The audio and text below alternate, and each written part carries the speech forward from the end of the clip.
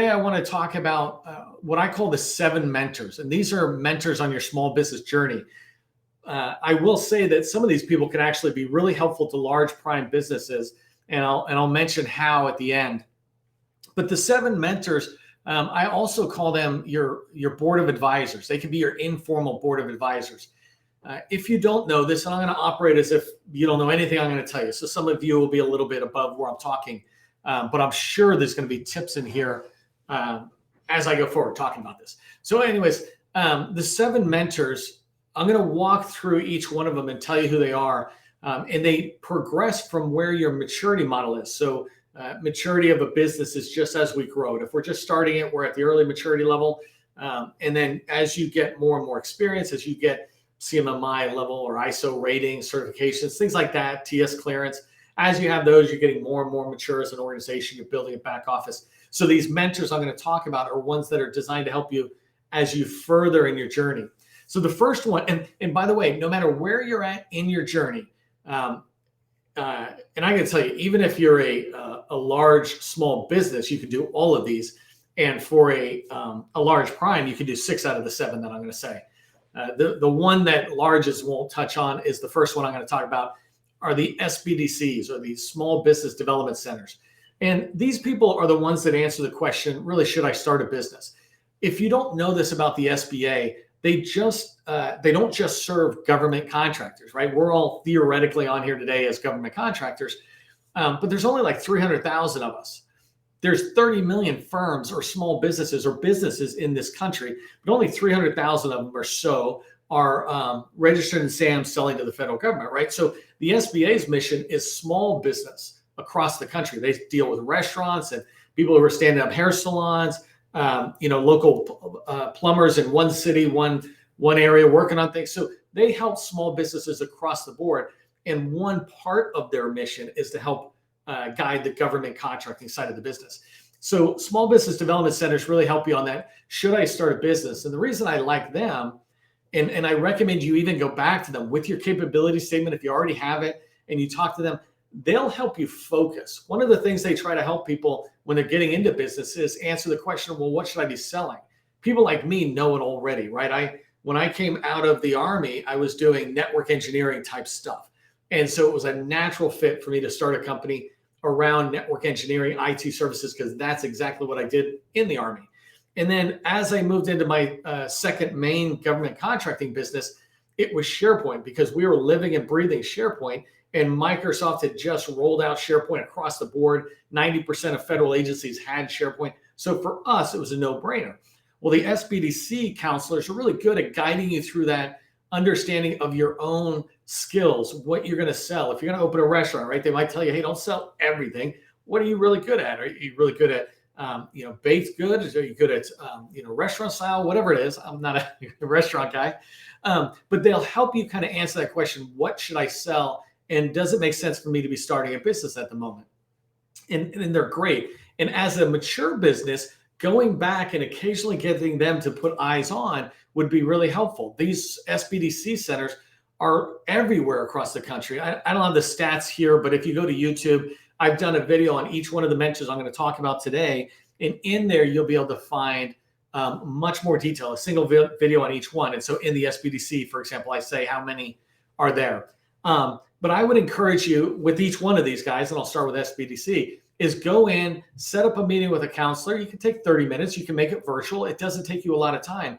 But these people know each other. These mentors I'm going to talk about, they know each other. When the federal government or the state or local or whatever, when they're looking for small businesses to support them, these mentors are often the people they contact saying, hey, we're looking for good small businesses, but we can't really find them. Well, if you're in relations with a small business development center and they know who you are, then there's a chance they might pop up. They also do events where maybe they're interacting with a potential buyer, whether it's state, local, or even commercial, or in our case, federal buyers. They might do some collaborative events. But the SBDC is run by the SBA, basically. And I'm not trying to be this pure factual thing, because SBDCs, PTACs, all these guys get funding from different places.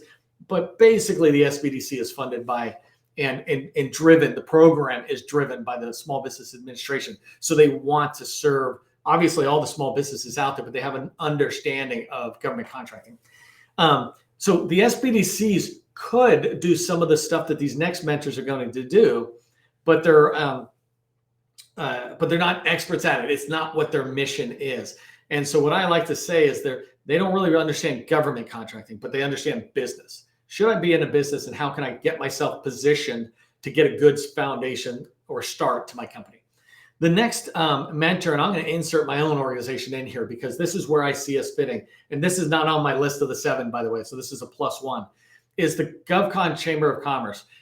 If an SBDC will help you get started in business generally, we felt like there was this whole of who was really focusing day after day after day of the really basic first 10 to 100 steps.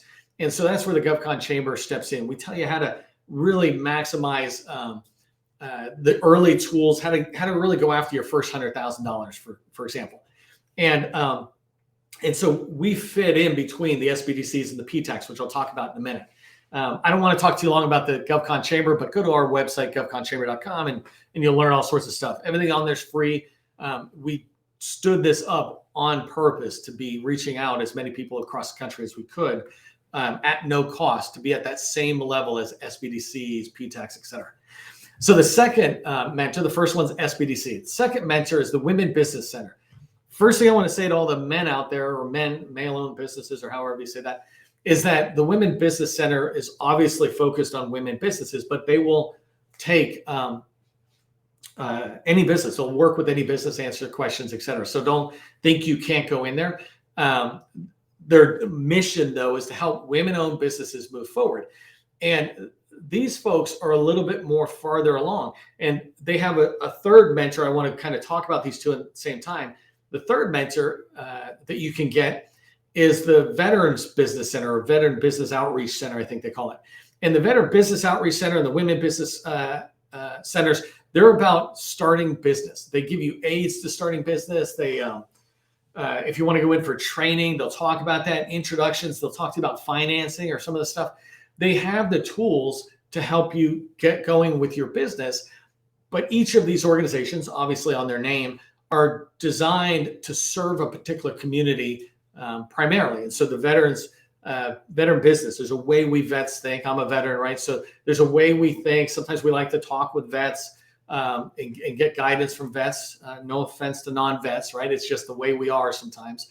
And so the Veteran Business Outreach Center is designed to target that audience. And the Women Business Center, same thing. There's some certain challenges that come about having women-owned business centers that they really focus on addressing. And so, but either way, veteran, not veteran, women-owned business, not women-owned, go into these and just reach your local Women Business Center and your Veteran Business Center and make that introduction, have that introduction meeting where you can go in, introduce your company.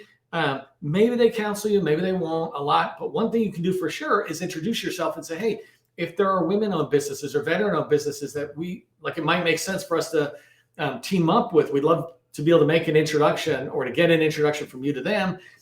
They also have their own events. And so you can go to their events, virtual or in person. And often these events are free or very low cost. And through them, you're able to meet some of their client businesses as well. So it's a great way to get in. But if you can get a counselor from each one of these, now you're up to 3 counselors. You're not getting a counselor from the chamber because, you know, that's us, not the government. But each one of these, you could get a counselor. And imagine if you're talking to them on a regular basis, once a month, once a quarter, they will remember who you are and they will give you guidance that's out there.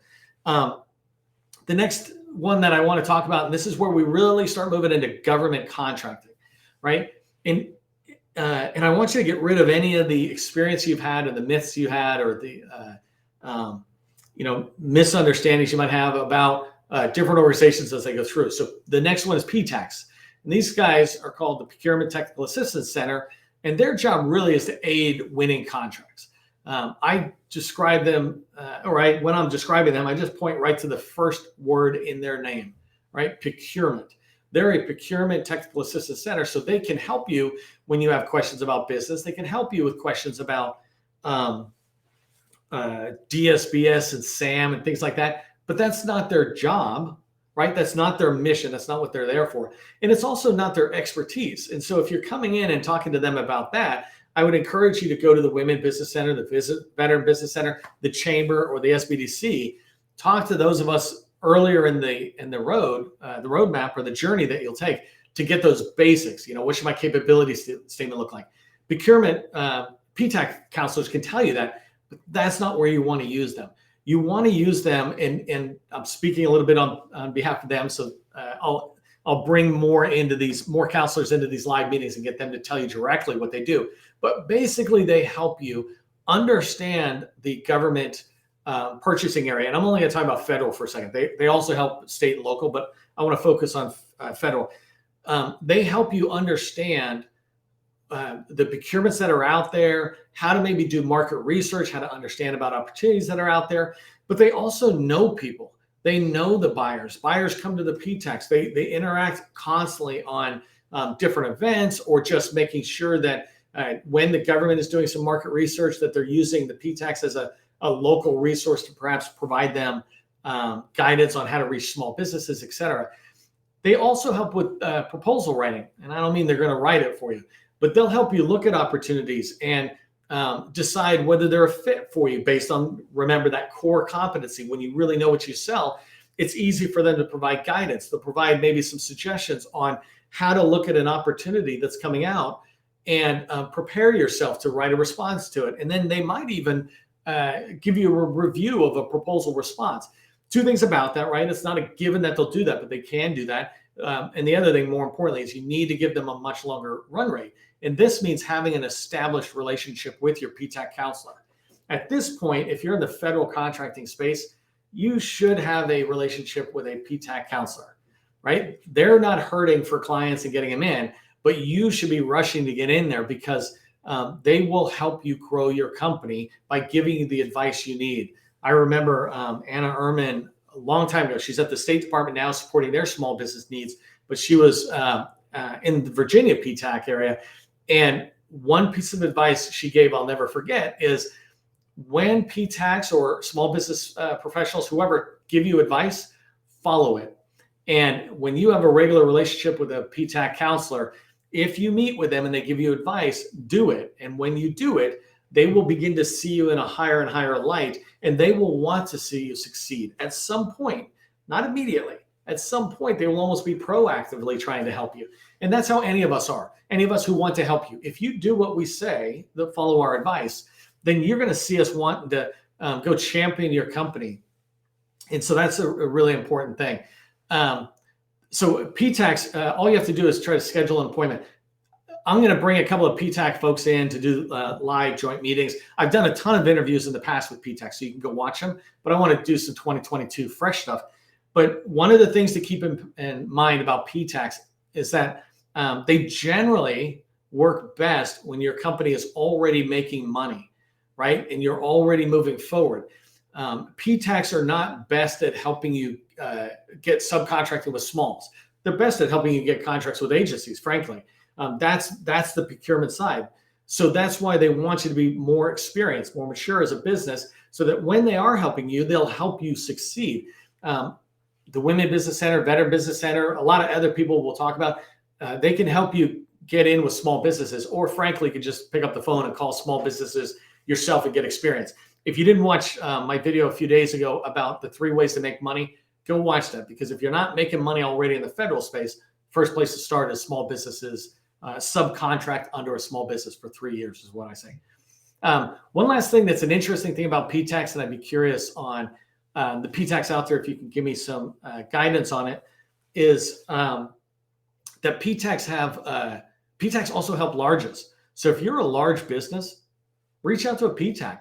You'd be amazed at how they can help. Like, there's some PTACs that are tied very closely to military bases, or like in Maryland and Virginia, they're very close to the civilian agencies as well. But they might be able to help you reach out to agencies a little bit, but they can certainly help you as you're trying to find qualified small businesses to support you. They work with them all the time. I was talking with somebody today from Virginia PTAC, and she was saying she's got an event. She expects to be 300 people in May. She did an event with Department of Transportation that was 800 small businesses. The PTACs can help the largest find the small. So consider that. But if you're a small, make sure you reach out to these people, develop a relationship. You want to establish it and then get in there on a regular basis, building the relationship. And a reminder, the best way to build that relationship is do what they say, follow their advice. So SBDCs, Women Business Center, Veteran Business Center, PTACs. The next one is the small business professionals.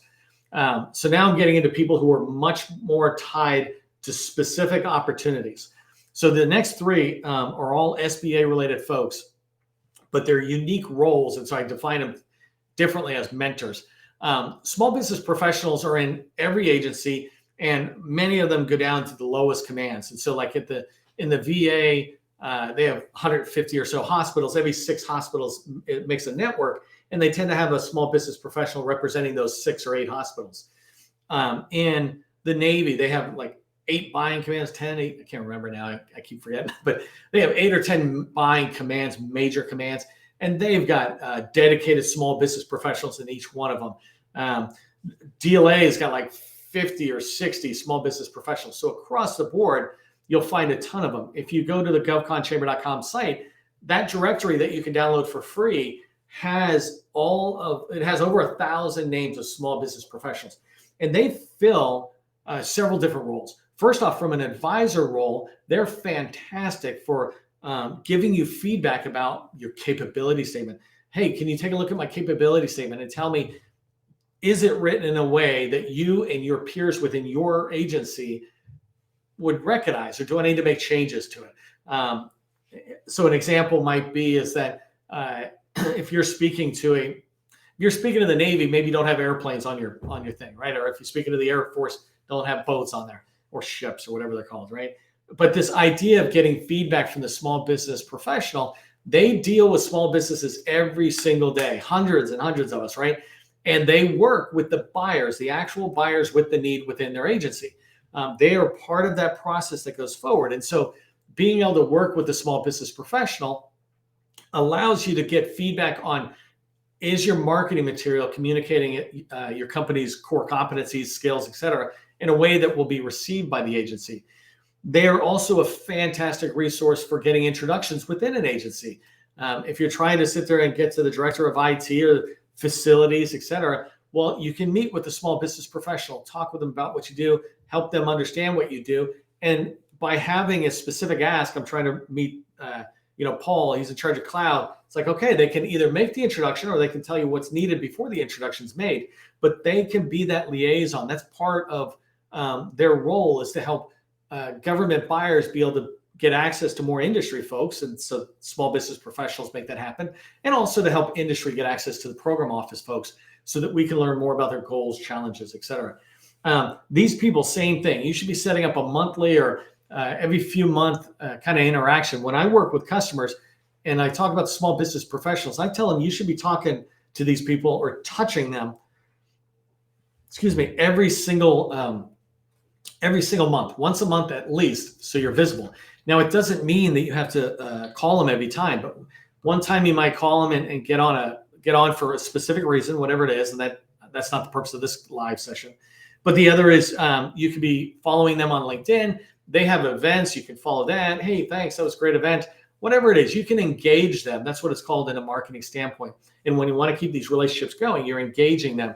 And so small business professionals for sure should be folks you're talking to at least once a month, so that you're in their eyes every time, and they know that you're serious about selling to their organization, or more importantly, supporting their agency's mission. So there's a ton of those out there.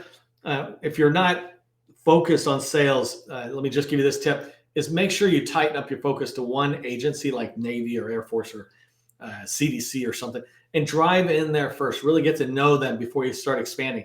Don't spam all the small business professionals. Really figure out why you want to talk to one and then reach out. But these people are fantastic resources when you find a good one. So the next one is small business administration that has somebody called a business opportunity specialist. A lot of people think these folks who are at the, I think, district or regional office, I keep forgetting, but they're all around the country, and they think they're focused on 8A only. They're not. They are there to help 8As and guide the business development aspects of the 8A program and the 8A participants, but they're also there to help you with any need that you have. So if you want to reach out and talk to them about, look, I'm trying to get into Tinker Air Force Base, I think it's Oklahoma, you can reach out to the local business opportunity specialist and ask them for their help. And by being visible to this person, you could get access to Tinker Air Force Base and begin to move yourself in. These mentors are really helpful for getting into an agency you're having problems getting into, because they know the government buyers, they know the contracting officers. The contracting officers have to come to these folks to be able to make sure if they're going to push something full and open that they're justifying it. And this brings me to the last mentor, which are the SBA's PCRs. These are procurement center representatives. And procurement center representatives, they have a huge, massive job, and there's just not nearly enough of them to do it. But one thing is consistent about it is they're very willing to help, right? You can't be bugging them every day, but building a relationship with them, these are like more like once a quarter, you would talk with them once you establish your relationship. But these people are assigned agencies, and they too are approving opportunities that are going to be chosen to go out to full and open or whatever. And so that's one way to pay attention, is you want them to know what you do, so that something comes across their table for what you sell and the government is saying, hey, I want to go full and open. They'll remember you and say, oh, no, these guys can do it. And remember, PCRs, from my perspective, are your 3 or 5 years of experience. You've got a good amount of experience. They're not really helpful to people who are just getting in. They could be, they're nice people, but the role of a PCR is not designed to help people who are brand new, right? That's earlier in the process. The other reason that these guys are great, and it's the same as the small business professional and the business opportunity specialist, is that the SBAs are very aware of contracting officers and even buyers, like at the program office level, and they perhaps can make introductions or let you know about events going on, et cetera. So you want to pay attention to that. By the way, correction, I don't know if I said that small business pros, if I linked them in with the SBA, but they're not. They're agency-funded, agency personnel in there. It's one of the reasons they know folks in there so well. So anyways, we're wrapping really tight on time. I didn't realize how fast this would go through, but I do want to give you kind of an action item, right? Here's what I would do if I was advising any one of you out there in the GovCon space, federal government space, is I would take your capability statement and make sure it's good for you today. You don't have to rework it or anything. Then I would identify the local small business development center, women business center, veteran business center, PTAC, small business BOS is what we call them, business opportunity specialists, and the PCR. And you can find these names again on my YouTube channel. Just type in fact, if you type into Google 7 mentors government contracting, I should come up. But when you look, when you identify your local, reach out to them and ask for a 30-minute introduction meeting. Right. And sometimes you'll find that the small business center, women business center, maybe even the PTAC and the VBOC are all wrapped together, because some groups are like that, where they work much more entwined. So reach out to each one of these people today, tomorrow at the latest, right? There's no reason you should go before the end of this week of identifying these people and ask if you can schedule an introduction meeting. And in that introduction meeting, introduce your company the way you normally do. But ask them for feedback. What could I do to improve my capability statement? And if you do this one thing, not only are you starting to establish a relationship with these 7 informal board of advisor mentors, but you'll also get feedback. These people they love to give feedback, especially if the feedback is followed. They'll want to give you more feedback, because they, you know what it's like. If you give somebody a suggestion and they don't follow it, at some point you start wondering whether they really want your feedback. And so I recommend you reach out to these folks and introduce yourself, get a relationship started.